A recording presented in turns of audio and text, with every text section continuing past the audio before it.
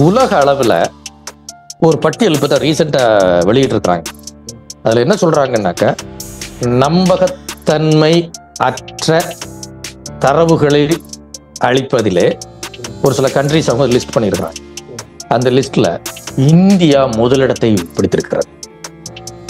அதாவது பொருளாதாரம் சார்ந்த டேட்டா வெளியிடுறதுல one of the best and reliable data அப்படின்ட்டு சர்டிபிகேட் வாங்கின ஒரு சில நாடுகளில் ஒன்றாக இந்தியா இருந்த நிலைமை மாறி இப்போது இந்தியாவிலிருந்து வரக்கூடிய டேட்டாவை நம்பகத்தன்மை அற்றதாக மாறி வருகிறது அப்படிங்கிற லிஸ்ட்ல இந்தியா நம்பர் 1 ரேங்குக்கு போயிருக்கிறது.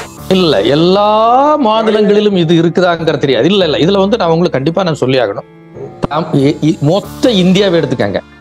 மொத்த இந்தியாவில் எந்த மாநிலத்துல எஸ்சி எஸ்டிக்கு ஸ்டார்ட் அப் ஃபண்டுன்னு ஒன்று வச்சிருக்காங்க? நீங்க சொல்லுங்க பாப்பா. எல்லாமே பெரிய நிறுவனங்கள் கொண்டு முதலீடு பண்ணாதான் பிசினஸ் நடக்கும் அப்படின்னா தொழில் முனைவோர்கள் வரணும் இல்லையா? சின்ன சின்ன தொழில் முனைவோர்கள் எம்எஸ்எம்இ செக்டார் தான் 50% ஆஃப் த ரெவென்யூ கொடுக்குது. அவங்கெல்லாம் ஒன்றும் பெரிய ஆர்கனைஸ்டு செக்டார் கிடையாது.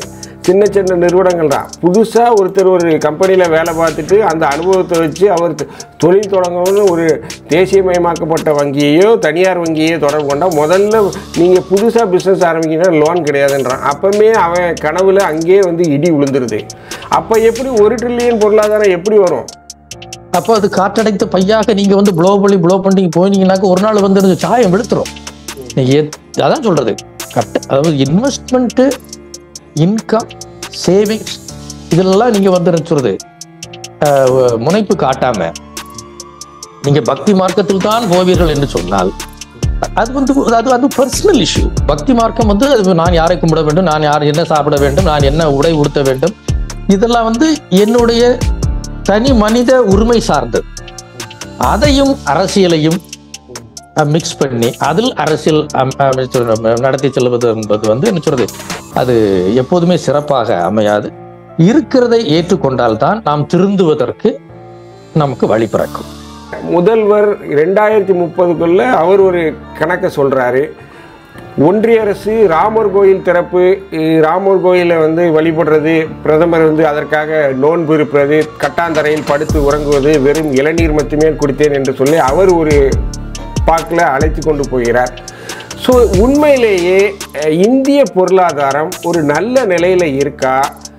இந்த தகவல்கள் எல்லாம் பார்த்தீங்கன்னா முன்னுக்கு பின் முரணாக ஒரு நிதி ஆயக்கூடிய தலைவரே மாநிலங்களுக்கு உண்டான நிதியை முதல் பிரதமர் குறைக்க சொல்கிறார் அப்படின்னு சொல்கிறாரு. ஸோ இது உண்மையிலே இந்திய பொருளாதாரம் ஸ்ட்ராங்காக இருக்கா? இல்லை நிறைய பேர் சொல்லக்கூடிய தகவல்கள் என்ன வருது அப்படின்னா வெறும் காற்றடைத்த பலூன், நிறைய தகவல்கள் இல்லை. ஏன்னா சமீபத்தில் ஹெச்டிஎஃப்சியுடைய ஷேர் வேல்யூ ஒரே நாளில் 1 லட்சம் கோடி அடி வாங்கிச்சு. வேற எந்த வங்கியுமே அடி வாங்கலை, ஹெச்டிஎஃப்சி பேங்க் மட்டும் அடி வாங்கிச்சு. ஸோ அது இந்த பேங்க் நிஃப்டிங்கில் ரொம்ப முக்கியமாக பார்க்கப்பட்டது. உண்மையிலே இந்திய பொருளாதாரம் பலமாக இருக்கா? அதை பற்றி உங்களுடைய கருத்து நிறைவாக சொல்லுங்கள்.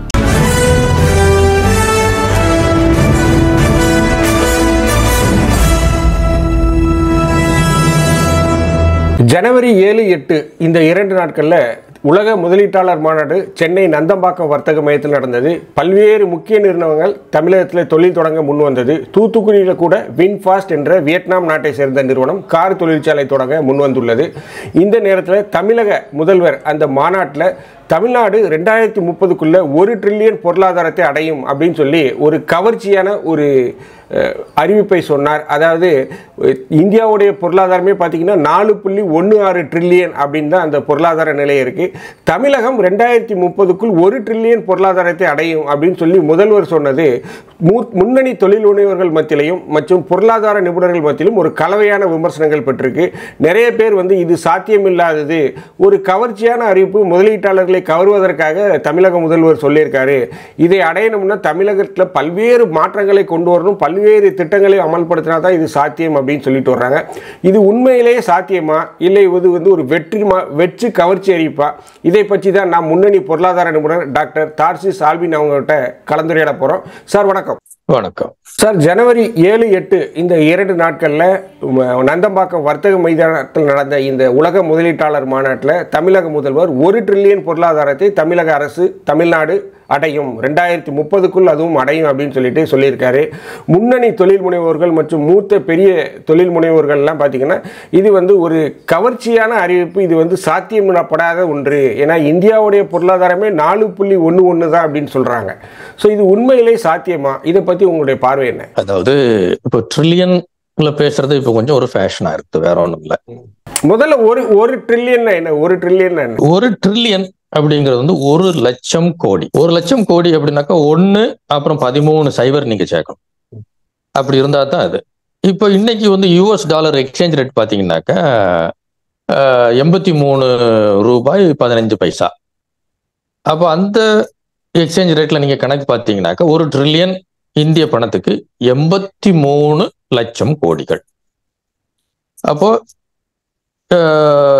2030-31 தமிழகம் வந்து 1 ட்ரில்லியன் US டாலர் எக்கானமியாக மாறுகிறது அப்படின்னு பாத்தீங்கன்னாக்க இப்ப இதுல இருந்து 2024-25 இருந்து 30-31 வரைக்கும் பாத்தீங்கன்னா ஒரு 7 வருஷம். அந்த 7 வருஷத்துல நீங்க ஆன் ஆவரேஜ் வந்து நம்முடைய எக்கனாமிக் ஸ்டேட்டஸ் வந்து 11.86 லட்சம் கோடிகள் என்ற நிலைக்கு இருக்க வேண்டும். ரெண்டாவது பாருங்க, இந்தியாவிலையுமே வந்து என்ன சொல்றது 2047க்குள்ளால, அதாவது இன்றிலிருந்து இன்னொரு 23 வருடத்துக்கு உள்ள வந்து நம்ம வந்து 30 ட்ரில்லியன் எக்கானமியாக மாற வேண்டும், அந்த ஸ்டேட்டஸ் போகணும் என்று பாரத பிரதமர் முன்னெடுப்பெடுக்கிறார். இந்த 23 வருஷத்துல நீங்க வந்து அது ஆன் ஆவரேஜ் பாத்தீங்கன்னாக்கா 108.5 லட்சம் கோடிகள் எக்கனாமிக் ஸ்டேட்டஸுக்கு நீங்க ஆன் ஆவரேஜ் பெர் இயர் நீங்க வந்து வந்தாகும். இதெல்லாம் போக பாத்தீங்கன்னாக்கா தமிழ்நாடு மட்டும் இல்ல, இப்போ வந்து மகாராஷ்டிரா, கர்நாடகா, உத்தரப்பிரதேசம், குஜராத் இவங்க எல்லாமே வந்து இந்த 1 ட்ரில்லியன் எக்கானமி இலக்கை நோக்கி பயணித்துக் கொண்டே இருக்கிறார்கள்.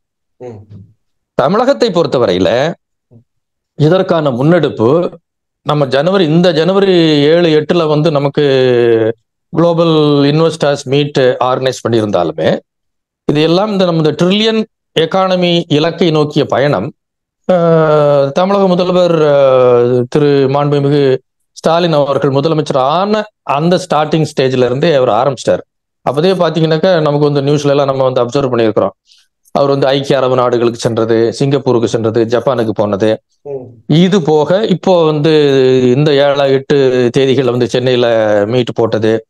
இனி வரக்கூடிய ஜனவரி 28 இருந்து பிப்ரவரி 5 வரைக்கும் எகெயின் அவர் வந்து என்ன சொல்றது USA, ஸ்பெயின், ஆஸ்திரேலியா இங்க எல்லாம் வந்து என்ன சொல்றது பயணம் செய்து முதலீடுகளை ஈர்ப்பதற்கு தயாராகி கொண்டு வருகிறார்.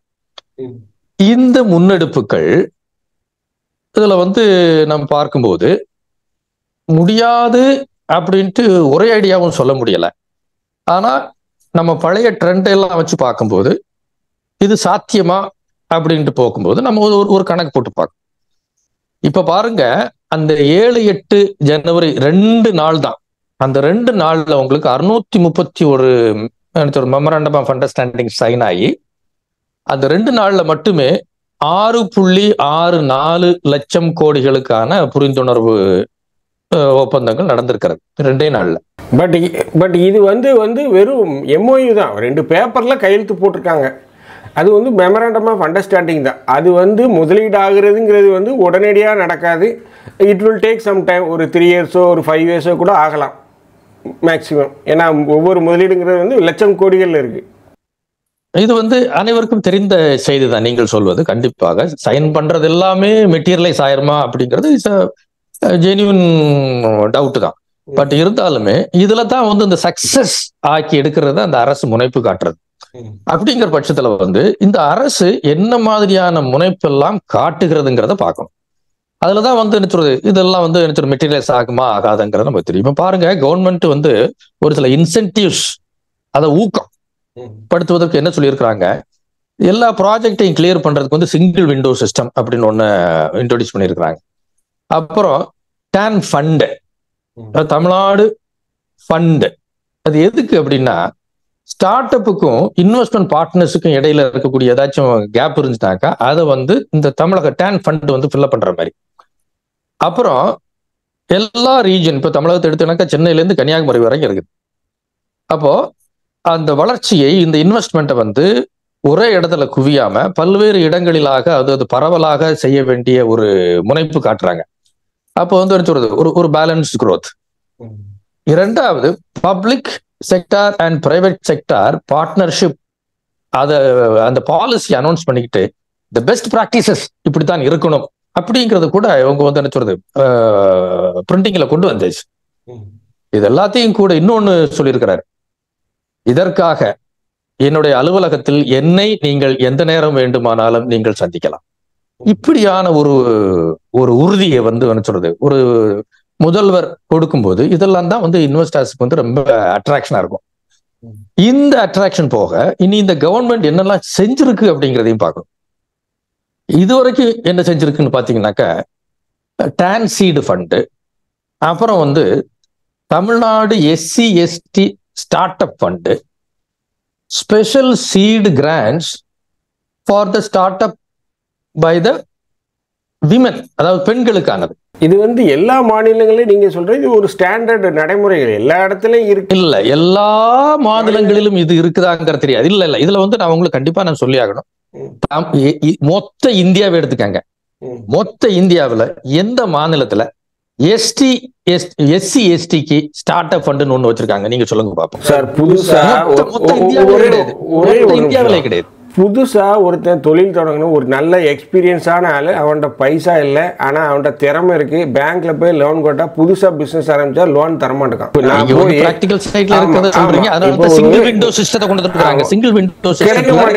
சாதாரண எல்லாமே பெரிய நிறுவனங்கள் கொண்டு வந்து முதலீடு பண்ணாதான் பிசினஸ் நடக்கும். அப்படின்னா தொழில் முனைவோர்கள் வரணும் இல்லையா? சின்ன சின்ன தொழில் முனைவோர்கள் MSME செக்டார் தான் 50% ஆஃப் த ரெவென்யூ கொடுக்குது. அவங்கெல்லாம் ஒன்றும் பெரிய ஆர்கனைஸ்டு செக்டார் கிடையாது, சின்ன சின்ன நிறுவனங்கள் தான். புதுசாக ஒருத்தர் ஒரு கம்பெனியில் வேலை பார்த்துட்டு அந்த அனுபவத்தை வச்சு அவர் தொழில் தொடங்கணும்னு ஒரு தேசியமயமாக்கப்பட்ட வங்கியையோ தனியார் வங்கியையோ தொடர்பு கொண்டால் முதல்ல நீங்கள் புதுசாக பிஸ்னஸ் ஆரம்பிங்கன்னா லோன் கிடையாதுன்றான். அப்போமே அவன் கனவுல அங்கேயே வந்து இடி விழுந்துருது. அப்போ எப்படி 1 ட்ரில்லியன் பொருளாதாரம் எப்படி வரும்? இல்லை, அதாவது பேங்க்ல நீங்கள் வந்து போகும்போது அதான் ப்ராஜெக்ட் அப்ரைசல்னு ஒன்று இருக்குது. அந்த ப்ராஜெக்ட் அப்ரைசலை வந்து எல்லா வங்கிகளுமே அதை வந்து என்ன சொல்ல அசஸ் பண்ணாம இருக்க மாட்டாங்க. ஏன்னாக்க ரீபேயிங் கெப்பாசிட்டி அவங்க வந்து அசஸ் பண்ணலைன்னாக்க அவங்களுக்கு அவங்க கொடுக்குற கடன் வந்து திருப்பி வருமா அப்படிங்கிறத அவங்க பார்க்கணும். அப்போ இது வந்து ஒன்றோடு ஒன்று கனெக்ட் ஆனது தான். இந்த மாதிரியான இடங்கள்ல தான் வந்து பாத்தீங்கன்னாக்கா நீங்க MSMEன்னு அருமையா சொன்னீங்க. இப்போ MSMEலயே நாம வந்து என்ன சொல்றது, தமிழகம் 2022 நம்ம தான் வந்து என்ன சொல்றது பெஸ்ட் பெர்ஃபார்மன்ஸ் ஸ்டேட், அந்த அவார்டை நம்ம தான் வாங்கியிருக்கோம். 2022 மட்டுமே 2250 ஸ்டார்ட் அப் வந்து இன்வெஸ்ட் ஆயிருக்கு. ரெண்டாவது, நம்ம பாரத பிரதமரும் சொல்லியிருக்கிறாங்க, start up and MSMEs are the backbone of India அப்படிங்கிறாங்க. அதனுடைய முக்கியத்துவம் அங்கதான் இருக்கிறது. நீங்களும் சொல்லுங்க, அது வந்து MSME தான் அவ்வளவு வைப்ரண்டா இருக்குங்கிறது. அந்த MSMEல நாம வந்து எப்படி இருக்கிறோம், 2022 அதான் லேட்டஸ்ட் இன்ஃபர்மேஷன் ரிலீஸ் பண்ணியிருக்கிறாங்க. அதாவது 2018க்கு பிறகுதான் அந்த அசஸ்மெண்ட் ரேங்கிங் லிஸ்ட் எல்லாம் போட்டாங்க. அதுல 4th ரவுண்டு வந்து 2022க்கானது ரிலீஸ் ஆயிருக்குது. இதுல தமிழகம் வந்து த பெஸ்ட் பெர்ஃபார்மன்ஸ் ஸ்டேட்ல வந்து என்ன சொல்றது ஒரு 4 ஸ்டேட் 5 ஸ்டேட் அதுல வந்து ஃபர்ஸ்ட்ல இருக்கக்கூடிய ரேங்கிங்ல இருக்கிறதே நாம தான். இல்லை, நீங்கள் சொல்கிறது எல்லாம் கரெக்டாக பெர்ஃபார்மன்ஸ் பண்ணுது, எல்லாம் பண்ணுது. பட் வந்து பார்த்தீங்கன்னா இந்த 1 ட்ரில்லியன் பொருளாதாரம் சாத்தியமா இல்லை இது வந்து சும்மா ஒரு வெற்று வாக்குறுதி மாதிரி, ஒரு கவர்ச்சியான வாக்குறுதியா, ஒரு தேர்தல் பிரச்சார யுக்தியா? இது வெற்று வாக்குறுதியாகவும் தேர்தல் பிரச்சார உக்தியாகவும் நாம் வந்து அப்படி துடைத்து எறிந்து விட முடியாது. ஏன்னா இப்போ 30 ட்ரில்லியன் எக்கானமியாக வந்து இந்தியாவை 2047 ஆக்கி விடுவேன் அப்படின்னு சொல்றது வெற்று வாக்குறுதியாக இருக்குமானால் இதை நீங்க வந்து சேர்த்து பார்க்கலாம். ஏன்னா இந்தியா வளர வேண்டும் என்று சொன்னால் இந்தியாங்கிறது வேற எதுவுமே கிடையாது, மாநிலங்களினுடைய தொகுப்பு. அப்போ பாரத பிரதமர் இந்தியாவை வந்து 30 ட்ரில்லியன் எக்கானமி ஆக்கணும்னாக்க தமிழகம் போன்ற லீடிங் எக்கானமிஸ் வந்து வளர்ந்தாக வேண்டும். அதற்கு நாம முனைப்பு காட்ட வேண்டும். அப்படியான அந்த கூட்டு முயற்சியில தமிழகத்தை பொறுத்தவரையில இப்போ வந்து என்ன சொல்றது அருமையான முன்னெடுப்புகள் எல்லாம் நடந்து கொண்டிருக்கின்றது. இப்போ உங்களுக்கு ஒரு சின்ன உங்களுக்கு வந்து என்ன சொல்றது ஒரு ஸ்டாட்டிஸ்டிக்ஸ் தர்றேன் உங்களுக்கு, அதுல இருந்து உங்களுக்கு தெரிஞ்சிடும் எந்தெந்த ஏரியாவில் நம்முடைய இன்வெஸ்ட்மெண்ட் இருக்க போகுது அப்படிங்கிறது. பாத்தீங்கன்னாக்க இனி வரும் நாட்களில் எந்தெந்த துறைகள் ஷைன் பண்ண போகுதோ அந்தந்த துறைகளுக்கு முக்கியத்துவம் கொடுத்து டார்கெட் பண்ணி ஸ்பெசிஃபிக்காக இவர்கள் வந்து தங்களுடைய ஸ்கீமை வைக்கிறாங்க. அட்வான்ஸ்ட் எலக்ட்ரானிக் மேனுஃபேக்சரிங், அதில் தான் வந்து இந்த பிக் டெக்கு அண்ட் இந்த கொரில்லா கிளாஸ் அந்த மாதிரியானவங்கலாம் வர்றாங்க. அப்புறம் செமிகண்டக்டர் வந்து கன்சூமர் குட்ஸ் வரைக்கும் இன்னைக்கு ரொம்ப அப்ளிகேஷன் வந்து பயங்கரமா போயிட்டு இருக்கு. அதுல வந்து ஆர்டிபிஷியல் இன்டெலிஜென்ஸ் எல்லாமே உள்ள வரும். அப்புறம் வந்து நமக்கு ஒரு சில ஏரியாக்கள்ல வந்து அட்வான்டேஜஸ் உள்ள ஒரு ஏரியா இருக்குது. அதாவது இந்த ஃபுட்வேர், அந்த ஃபுட்வேர்ல இப்போ கிரீன் டெக்னாலஜி கொண்டு வந்து நான் லெதர் அப்படிங்கிற கான்செப்ட்ல வர்றாங்க. அப்புறம் டெக்ஸ்டைல் நமக்கு பாரம்பரியமாக உள்ளது. அப்புறம் அக்ரிகல்ச்சர், ஆட்டோமொபைல்ல தான் நீங்க சொன்ன வந்து என்ன சொல்றது, அந்த எலக்ட்ரானிக் வெஹிக்கிள், அதுல தான் வந்து வின்ஃபாஸ்ட் உள்ள வந்திருக்குது. இப்போ இது போக பார்மசூட்டிக்கல், இதெல்லாமே வந்து என்ன சொல்றது, இனி வரும் காலத்துல வந்து இதெல்லாம் தான் வந்து என்ன சொல்றது லீடிங்ல போக போகுது. அதை இப்பவுமே நாம வந்து கணக்கில் கொண்டு வந்து அதற்கான முன்னெடுப்புகளை நம்ம நடக்கும்போது, நீங்க சொன்னது மாதிரி ஒருவேளை வந்து 2030-31 நீங்க சொன்ன மாதிரி டிஜிட்டலா அடையாம இருக்கலாம். சரி, 1 ட்ரில்லியன். ஆனா 1-2 வருடங்கள் அதுல வந்து என்ன சொல்றது, இதை நம்ம அச்சீவ் பண்றதுக்கான சாத்தியக்கூறுகள் இருக்கிறது. ஏன்னா நீங்க பாருங்க, இந்த கவர்மெண்ட் எப்ப வந்துச்சு உங்களுக்கு? 2020-21 தான் வந்துச்சு சார். 3 வருஷம் ஆயிடுச்சு. 3 வருஷம் ஆயிடுச்சு. ஆமா, நான் தான் ஸ்டாட்டிஸ்டிக்ஸ் கரெக்டா சொல்றேனே உங்களுக்கு. 2020-21, 21-22, 23-24 சொல்றது கரெக்ட் தானே? அதனால தான் நான் சொல்றேன். அதாவது 2020-21 இந்த டிஎம்கே கவர்மெண்ட் உள்ள வரும்போதே உங்களுக்கு கொரோனா பேண்டமிக். அந்த கொரோனா பேண்டமிக்ல அந்த அந்த அந்த பர்டிகுலர் வருஷத்துல இந்தியாவினுடைய நாட்டு வருமானம் எப்படி வளர்ந்ததுன்னு சொன்னா 3.49% தான் வளர்ந்துச்சு. அதே காலகட்டத்துல தமிழ்நாட்டினுடைய, அதாவது ஸ்டேட் டொமஸ்டிக் ப்ராடக்ட்பாங்க, கிராஸ் ஸ்டேட் டொமஸ்டிக் ப்ராடக்ட், தமிழ்நாட்டினுடைய வளர்ச்சி எப்படி இருந்துச்சுனாக்கா 5.39 இருந்துச்சு. சார், நீங்க சொல்ற டேட்டாலாம் ஓகே. பட் இன்னைய சூழ்நிலையில திருப்பூர் கிட்டத்தட்ட 50-60% அவுட்டு. திருப்பூர் உண்மையே சொன்னால் திருப்பூரில் பாதி மில்ல மூடிட்டாங்க. 50-60% திருப்பூர் அவுட்டு. கோயம்புத்தூரும் அந்த டூலிங் இண்டஸ்ட்ரீஸ் ப்ளஸ் வந்து அந்த கேஸ்டிங் இண்டஸ்ட்ரீஸ் எல்லாமே அடி வாங்கிடுச்சு. ஸோ இருக்க தொழிலாக நலிஞ்சிக்கிட்டு இருக்கு. திருப்பூர் இப்போ நம்ம ஆயத்த ஆடையில் உலகத்திலே 2வது இடத்துல இருந்தது. இப்போ 5-6 இடத்துக்கு பின்னாக்கி போயிடுச்சு. இந்தோனேஷியா முன்னாடி வர ஆரம்பிச்சுட்டு சின்ன சின்ன நாடுகள்லாம் முன்னாடி வந்துருச்சு. நம்மளால் அவங்க கூட இது பண்ண முடியல. ஏன்னா இந்த மின்சாரத்துடைய தமிழக அரசு அவங்களுக்கு கொடுக்கக்கூடிய இந்த மின்சாரம் வந்து ஹெச்டி மின்சாரத்துக்கு அளவுக்கு அதிகமான சார்ஜ் பண்ணுறாங்க அப்படின்னு சொல்லி இடையில அவங்கெல்லாம் போராட்டம் பண்ணிகிட்டு இருக்கிறாங்க. ஸோ இந்த மாதிரி ஒரு சூழ்நிலையில் இருக்கும்போது தமிழக அரசிட்ட போதிய நிதி இல்லை. இப்போ தென் மாவட்டங்களில் வெள்ளம் வந்தது. திருநெல்வேலி, தூத்துக்குடி, ஏரெல்லாம் முங்கி அழிஞ்சே போச்சு. ஒரு 12,000 கோடி நிதி கேட்டார். வெறும் 450 கோடி கொடுத்தாங்க. ஒன்றுமே இல்லை. இப்போது பெரிய பெரிய தொழில் நிறுவனங்கள்லாம் வெள்ளத்தில் வருடம் இயற்கை பேரிடர் வருது, இதோட தான் வாழ்ந்தாகணும் அப்படின்னு சொல்லி முன்னணி காலநிலை ஆய்வாளர்லாம் சொல்லிட்டாங்க. இப்படி ஒரு பக்கம் அழிவு ஏற்பட்டுட்டு இருக்கு, ஒரு பக்கம் தொழில் வளர்ச்சி இல்லை அப்படின்னு சொல்லிட்டு மக்கள் இருக்காங்க போது, பெரிய பெரிய நிறுவனங்கள் எல்லாம் தமிழ்நாட்டில் தமிழக அரசு கொண்டு வந்து வச்சாலும், இப்போ வின்ஃபாஸ்டே தூத்துக்குடியில் 2 வருஷத்தில் ஆரம்பிக்கிறான்னு வைங்க. டெஸ்லாக்கு போட்டியில் இருக்கக்கூடிய நிறுவனம் தான் வின்ஃபாஸ்ட். மிகப்பெரிய மின்சார கார் தயாரிப்பு நிறுவனம். அவங்க அங்கே வந்து தொடங்குறாங்க அப்படின்னா அவங்க கொடுக்குற ஜிஎஸ்டிலாம் மோடிட்டு தானே போகுது. இப்போ திரும்ப நம்ம கையேந்தி தட்டேந்திர நிலைமை தானே இருக்குது. மாநில அரசு ஒரு வெள்ளம் வந்தால் கூட மோடிட்ட போய் தானே கையேந்திர நிலைமை இருக்குது. அப்போது இவங்க இந்த உலக முதலீட்டாளர் மாநாடுலாம் நடத்தி என்ன பிரயோஜனம்? கடைசியில் இவங்க எல்லாமே சலுகையில் இடத்த கொடுத்துட்றாங்க, சலுகையில் மின்சாரம் தர்றேன் வாங்குறாங்க, எல்லாமே கொடுக்குறாங்க, தண்ணி தர்றேங்கிறாங்க, எல்லாமே கொடுத்து கொண்டு வரும்போது கடைசியில் அவங்க கட்டுற ஜிஎஸ்டி மோடிட்ட போயிடுது. நமக்கு ஒரு வெள்ளத்துக்கு திருநெல்வேலிக்கு தூத்துக்குடிக்கு ஒரு 500-6,000 கோடி கொடுங்கன்னா தரமாட்டுக்கிறாரு. அப்போ இது ஒரு என்ன மாதிரியான நிலைப்பாடு? இந்த 1 ட்ரில்லியனை நம்ம கொண்டு வந்து வச்சாலும் நாளைக்கு நம்ம தட்டேந்திட்டு தானே நிற்கணும். ஸோ இது என்ன மாதிரியான ஒரு சூழல்? இதுக்கு தான் வந்து இந்த சென்டர் ஸ்டேட் ரிலேஷன்ஷிப்பை பற்றி வந்து நம்ம அடிக்கடி நம்ம மீடியாக்களையும் பார்க்குறோம், நம்மளும் பேசியிருக்கிறோம். சென்டர் ஸ்டேட் ரிலேஷன்ஷிப்ல வந்து ஒரு காலகட்டத்தில் வந்து, அதாவது நாடு சுதந்திரம் அடைந்த காலகட்டத்தில் பிரிவினைவாதம் சிதறி கூட சொல்றது ஆகி வந்து ஒரு மாநிலங்கள் வந்து பிரிஞ்சு போயிடக்கூடாது, யூனியன் டெரிட்டரியில இருக்கக்கூடிய மாநிலங்கள்லாம் போயிடக்கூடாது. இப்போ ஜம்மு காஷ்மீர், அப்புறம் பாண்டிச்சேரி, கோவா, அப்புறம் ஹைதராபாத், நிஜாம், இந்த மாதிரியான இது வந்து ரீஜன்லாம் வந்து பிரிஞ்சு போயிடக்கூடாதுங்கிறதுக்காக சென்ட்ரலைஸ்ட் ஒரு செட்டப்புக்குள்ள வந்து மத்தியிலே வந்து அதாவது ஒன்றியத்திலே வந்து அதிகார குவிப்பு நடத்தி ஆட்சி செய்த ஒரு காலகட்டம் அது. இப்ப 47ல இருந்து நம்ம டிராவல் பண்ணி 2024க்கு வந்தாச்சு. இன்னமும் அதே கண்ணோட்டத்தோட வந்து என்ன சொல்றது சென்ட்ரல் ஸ்டேட் ரிலேஷன்ஷிப் இருக்குமானால் அதுதான் சங்கடம். அப்போ இதுல முன்னெடுப்பு எடுக்க வேண்டியது என்ன அப்படின்னாக்கா, ஒன்றியமும் மாநிலமும் தங்களுடைய வளர்ச்சியின் பாதையில் அவரளவிற்கு ஒரு உரிய அந்த பலன்களை கண்டிப்பாக வந்து எந்த பிரச்சனையும் இல்லாமல் பகிர்ந்து கொடுக்க வேண்டும் என்பதுதான். அது கொடுக்கப்படவில்லை அப்படிங்கிறதுக்கு தமிழ்நாடு வந்து கெட்டிங் விக்டிம் ஆஃப் இட், அவ்வளவுதான், வேற ஒண்ணும் இல்லை. ரெண்டாவது ஜிஎஸ்டி பத்தி பேசும்போது வந்து பாத்தீங்கன்னா அந்த பில்லிலே இருக்கும், ஒன்றியத்துக்கு போறது இத்தனை பர்சன்டேஜ், தமிழ்நாட்டுக்கு போறது இத்தனை பர்சன்டேஜ். அது வந்து ஒன்றியத்துக்கு போய் இங்க வராது, அது டைரக்டா இங்க தான் வரும். இது போக ஐஜிஎஸ்டின்னு ஒண்ணு இருக்குது, அதுதான் வந்து என்ன சொல்றது நேரம் அங்க போயிடும். அங்க போய்கிட்டு அதுக்கப்புறம் நம்ம வந்து கெஞ்ச வேண்டியது இருக்கு.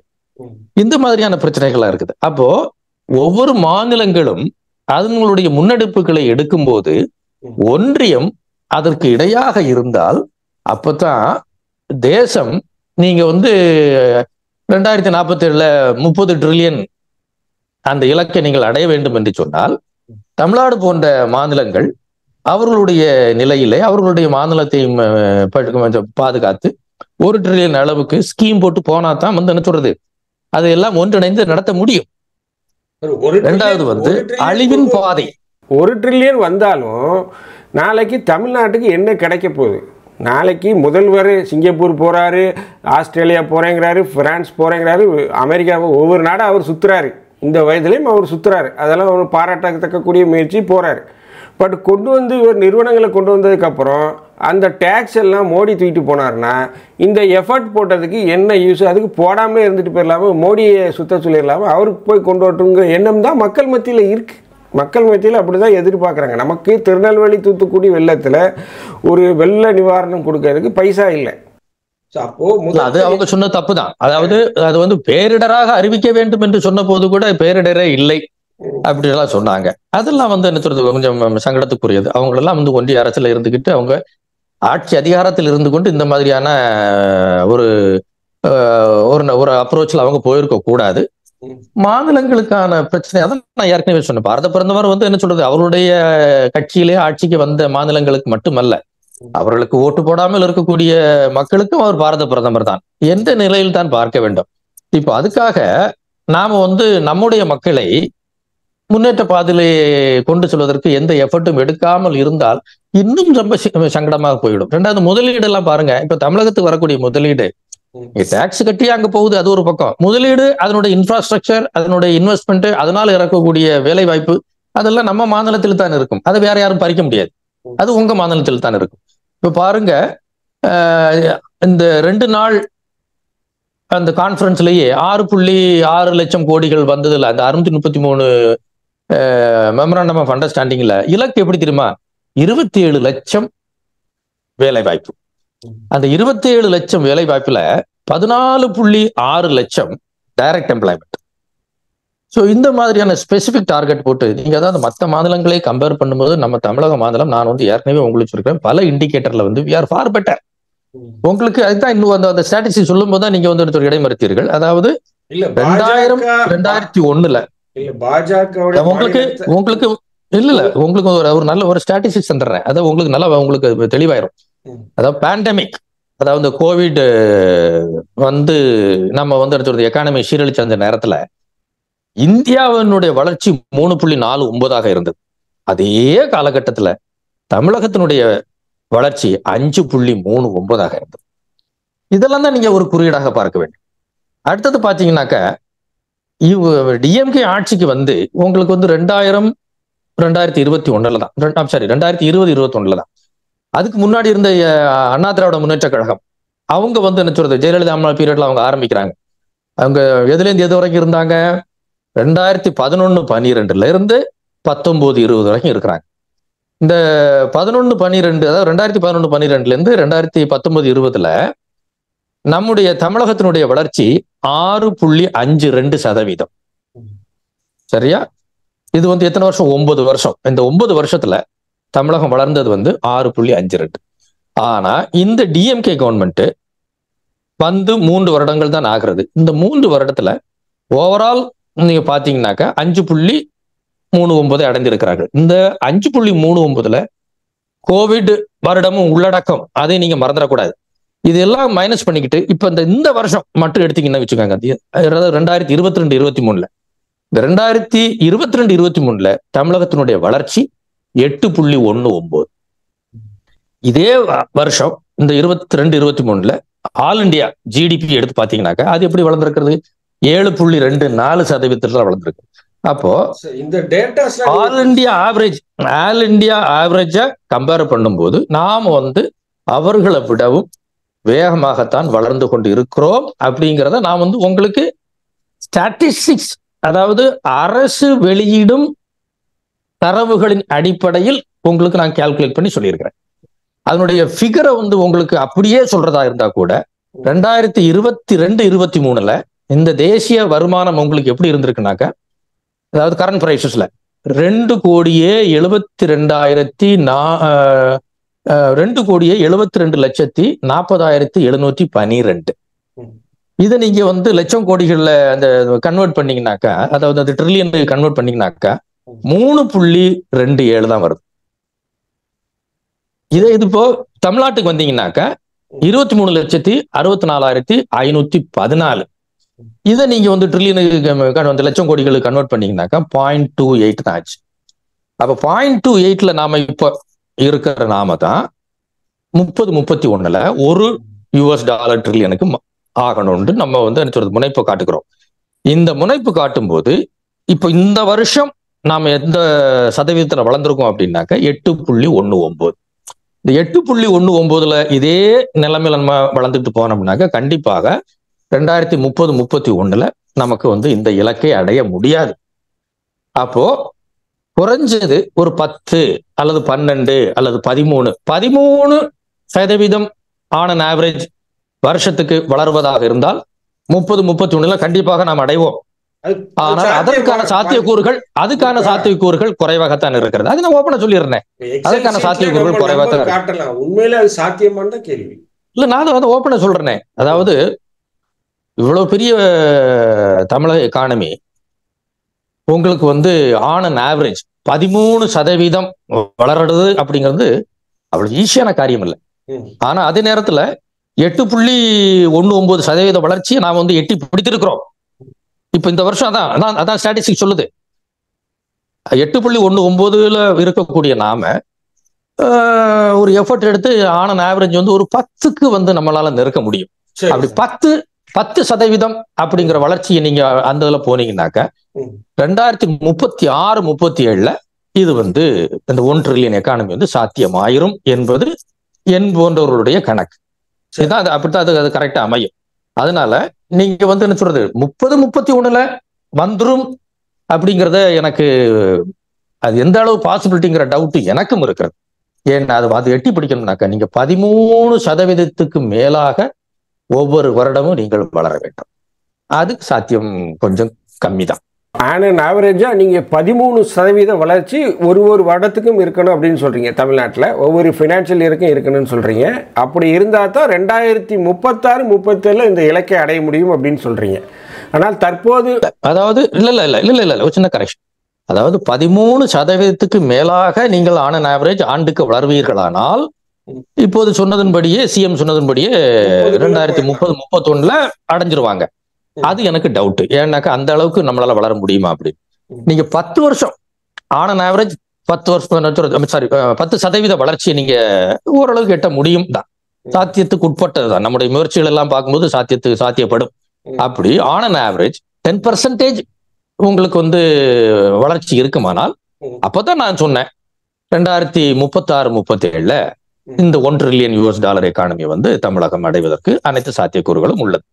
ஏன்னா இப்ப நம்ம போயிட்டு இருக்கிற வளர்ச்சி 8.19. சரி, 8.19 தான் இப்போதைய சூழல்ல வளர்ச்சி இருக்கு. ஆனா நீங்க 13%. ஸோ 8% நம்ம ரவுண்டா எடுத்துக்கிட்டாலும் இன்னும் 5% அவர்கள் அதிகரிக்கணும். இந்த 5%ங்கிறது ஒரு மிகப்பெரிய நம்பர். டோட்டலா ஜிடிபி வைஸ் எடுக்கும்போது இட்ஸ் மிகப்பெரிய ஒரு நம்பர். ஆமாம். ஸோ இதை வந்து அடைவதற்கு வந்து நிறைய முயற்சிகள் இருக்கும். ஆனால் சமீபத்தில் இந்த உலக முதலீட்டாளர் மாநாட்டில் முன்னாள் ரிசர்வ் வங்கியோடைய கவர்னர் திரு ரகுராம் ராஜனும் முன்னணி பொருளாதார ஆலோசகரும் பிரதமருக்கு பொருளாதார அட்வைசருமாக இருந்த அரவிந்த் சுப்பிரமணியமும் என்ன சொல்லியிருக்காரு அப்படின்னா, அரசுகள்லாம் வந்து பார்த்திங்கன்னா இந்த மேனுஃபேக்சரிங் உற்பத்தி சார்ந்த நிறுவனங்களை கொண்டு வருவதற்குத்தான் முயற்சி செய்கிறது.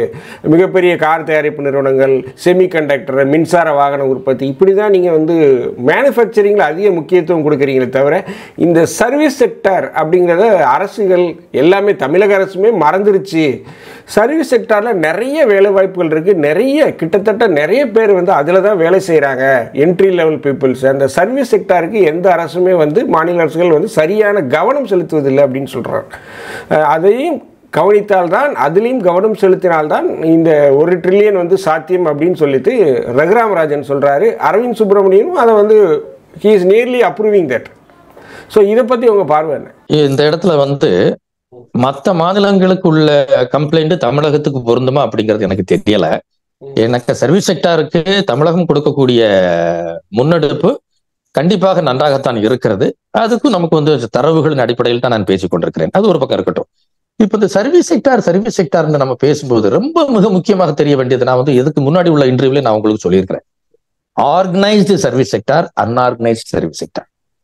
இவங்க இந்த சர்வீஸ் செக்டார் அப்படிங்கிற போர்வையில அன்ஆர்கனைஸ் செக்டாரையும் சேர்த்து அவர்களுடைய வளர்ச்சியினுடைய பங்கையும் சேர்த்து வந்து சொல்லுவது வழக்கமாகிவிட்டது. அப்ப இந்த அன்ஆர்கனைஸ் சர்வீஸ் செக்டார்ல யாரெல்லாம் அங்க உள்ள இருக்கிறாங்கன்னு உங்களுக்கு அந்த தரவுகள் தெரியுமில்ல? அதாவது சைக்கிள் ரிப்பேர்காரன், ரோட்ல வடை வைக்கிறவன், ரோட்ல பக்கோடா வைக்கிறவன், கொடை ரிப்பேர் பண்றவன், செருப்பு தைக்கிறவன், ஓகே, இதெல்லாமே வந்து தெருவில் கொண்டு பால் விற்கிறவன், இது எல்லாமே வந்து என்ன சொல்றது, இந்த வளையல்காரன், இதெல்லாமே சர்வீஸ் செக்டார்ல இல்ல. அதாவது organise sector, unorganise sector. Organise செக்டாருக்கு இருக்கக்கூடிய அனைத்து பாதுகாப்பும், அது பைனான்சியலா இருந்தாலும் சரி, மற்ற எது இருந்தாலும் சரி, கட்டமைப்பா இருந்தாலும் சரி, உங்க அன்ஆர்கனைஸ் செக்டார் இருக்கா? இல்ல. ஊர்ல ஒரு டீ கடை இருக்கு, ஒரு பெரிய டீ கடை இருக்குது, ரொம்ப வருஷமாக அப்பா நடத்துகிறார், பையன் நடத்துகிறார், போயிட்டுருக்கு. அது ஒரு அன்ஆர்கனைஸ்ட் செக்டார் தான். அதே இது ஒரு பிராண்டடாக பக்கத்தில் சாய் டீ டைம்னு ஒருத்தன் வச்சுருக்கிறான், அது ஒரு ஆர்கனைஸ் செக்டார்லேருந்து வருது. ஸோ ரெண்டுக்கும் ஒன்றும் பெரிய வித்தியாசம் இல்லையே. அவன் ஒரு பிராண்ட் வச்சுருக்கான், அவன் ஒரு கார்பரேட் ஸ்டைலில் வச்சுருக்கான், இவன் அன்ஆர்கனைஸ்னா அதே ட்ரெடிஷ்னல் வேலை பண்ணுறான். எப்போ நீங்கள் பிராண்டுக்குள்ளே போயிட்டீங்களோ உங்களுடைய ரீச்சே வேறு.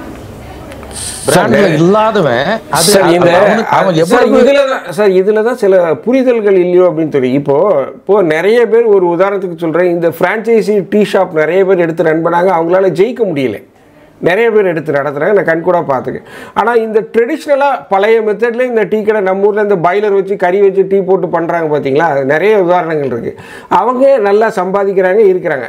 ஏன்னா அவங்களுக்கு அந்த தொழிலில் ஒரு அனுபவம் இருக்குது, ஒரு புரிதல் இருக்குது. இவங்க ஒரு பிஸ்னஸ் மாடலை நம்பி தொழிலில் குதிக்கிறாங்க. ஒரு எக்ஸல் ஷீட்டையோ ஒரு கவர்ச்சியான ஒரு இடத்தையோ அதை பார்த்து அவங்க குதிக்கிறாங்க. ஸோ தொழிலில் முன் அனுபவம் இல்லை, தொழிலுடைய சூழ்நிலைகள் வேறு மாதிரி இருக்குது. ஸோ அதனால் அந்த அன்ஆர்கனைஸ்டில் இருக்கிறவன் வந்து நாட்டுக்கு வருமானமே கொடுக்கல, அவன் எதுவுமே செய்யலைன்னு சொல்ல முடியாது இல்லையா? அவன் அன்ஆர்கனைஸ்டாக இருக்கிறதுனால கொடுக்கலன்னு நான் சொல்ல வரல. அதாவது அன்ஆர்கனைஸ் செக்டாருக்கு மட்டும்தான் நீங்க வந்து என்ன சொல்றது, அந்த அவர்கள் கவனமின்றி இருக்கிறார்கள், அவர்களுக்கு போதிய அட்டென்ஷன் கிடைக்கல அப்படிங்கிற அந்த கம்ப்ளைண்ட் இருக்கு பாருங்க. அது வேணா சர்வீஸ் செக்டார்ல இருக்கக்கூடிய அன்ஆர்கனைஸ் செக்டாருக்கு சொல்லுங்க, என் போன்றவர்களை ஒத்துக்கொள்வார்கள். ஆர்கனைஸ் செக்டாருக்கு வந்து அவங்க எவ்வளவு கம்ஃபர்டபுளா இருக்கிறாங்கிறது வந்து எனக்கு அது ஊரறிந்த உண்மை. சரி, அப்போ இது ஆர்கனைஸ்டு செக்டாரும் அன்ஆர்கனைஸ்டு செக்டார், அதை கவர்மெண்ட் வந்து அதில் ஒரு கிரவுண்ட் ஒர்க் பண்ணி அதை ஐடென்டிஃபை பண்ணணும் அப்படின்னு சொல்றீங்க இல்லையா? ஐடென்டிஃபை பண்றது மட்டும் இல்ல, அன்ஆர்கனைஸ்டு செக்டாருடைய வளர்ச்சிக்கு எப்படியெல்லாம் ஊக்குவிக்கணும் அந்த அளவுக்கு ஊக்குவிக்கணும் நாம. ஏன்னாக்கா அவங்களுடைய கான்ட்ரிபியூஷன் வந்து என்ன சொல்றது, அது சின்ன அளவுல தான் போகுது. அது இப்ப நீங்க சொன்ன மாதிரி டீ கடை அந்த மாதிரி, அதாவது ஒரு கஸ்டமர் ரிலேஷன்ஷிப்ல வர்றது, நம்ம வீட்டுக்கே வந்து கூட ரிப்பேர் பண்ணி கொடுக்கறது, இதெல்லாம் வந்து என்ன சொல்றது, அதற்கான சிரமங்களும் உண்டு. ஆனா அவங்களுக்கு எந்த பாதுகாப்பும் கிடையாது. ஆனா அந்த மாதிரியான ஆட்களை வந்து என்ன சொல்றது, அது பொதுமக்களும் சேர்ந்து ஊக்குவித்தோம்னாக்கா அப்பதான் வந்து வருமானம் பகிர்வாக இருக்கும். இல்லைன்னா வருமானம் பகிர்வாக ஆகாது. வருமானம் பகிர்வு அதான் வந்து என்ன சொல்றது, உங்களுக்கு இந்த எஃபெக்டிவ் டிமாண்ட்னு சொல்லுவோம், நம்ம வந்து எக்கனாமிக்ஸ்ல சொல்லுவோம் பொருளாதாரத்துல.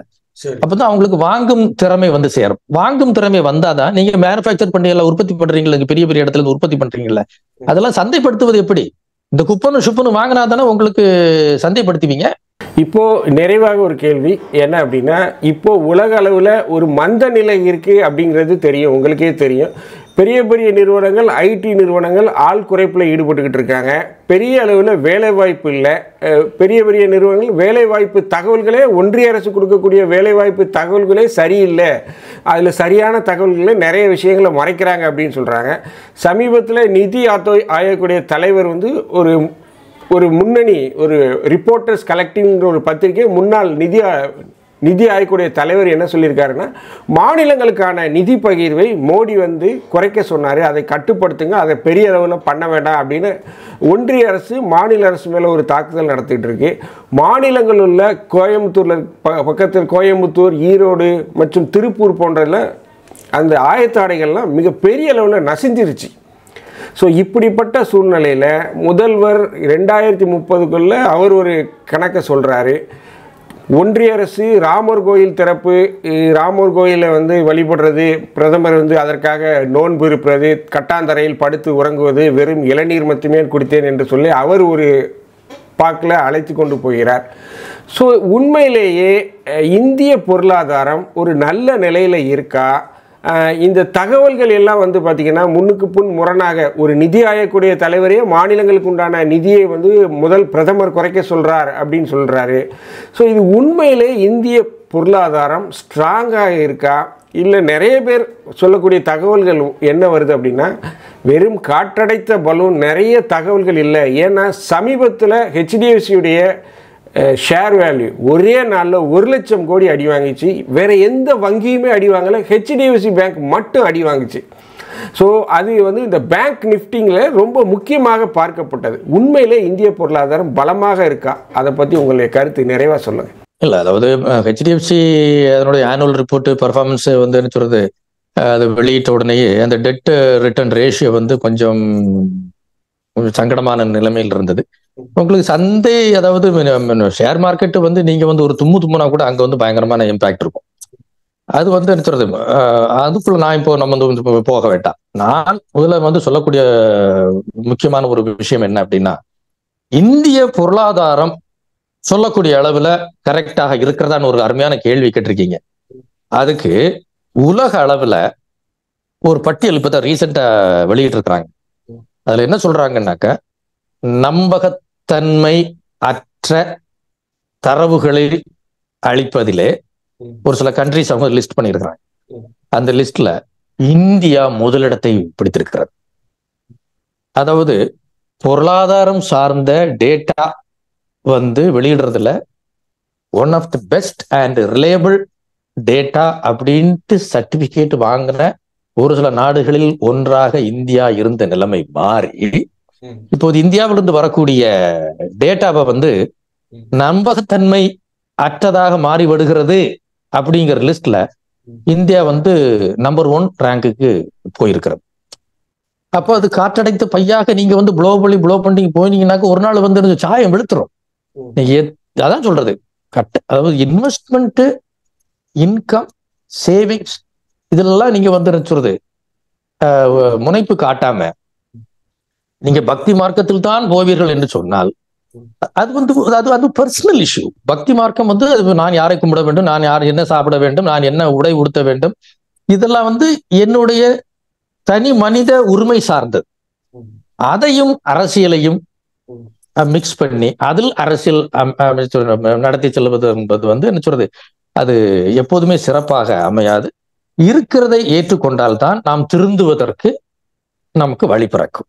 இதுவரைக்கும் இந்த 1 ட்ரில்லியன் பொருளாதார இலக்கை தமிழக அரசால் அடைய முடியுமா, அதற்கு சாத்தியக்கூறுகள் இருக்கா அப்படிங்கிறத ரொம்ப தெளிவாகவும் எளிமையாகவும் நம்முடைய சேனல் சப்ஸ்கிரைபர்களுக்கும் நேயர்களுக்கும் புரியுற மாதிரி சொன்னீங்க. நிகழ்ச்சியில் கலந்துக்கிட்டமைக்கு ரொம்ப நன்றி.